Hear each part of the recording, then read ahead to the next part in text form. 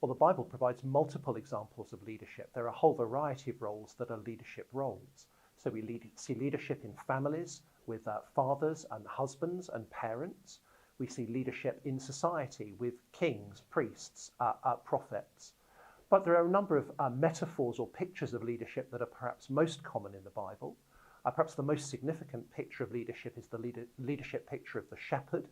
So the shepherd is a person who is responsible for leading the flock of sheep, for taking them to the place where they can find clean water and where they can find good pasture. He's responsible for protecting the sheep and making sure that they're not preyed on by wild animals. He's responsible for caring for sheep that become weak and wounded.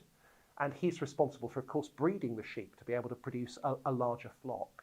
So that's a very common metaphor of leadership that is used to describe both God's leadership of his people and how human leaders should lead. The word shepherd is used for kings in the Old Testament and for church leaders in the New Testament.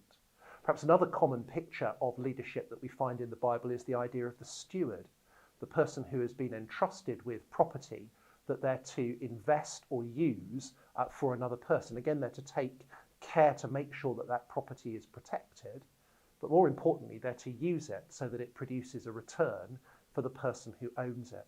So those are just some of the many metaphors or pictures that the Bible uses to describe the task of leadership.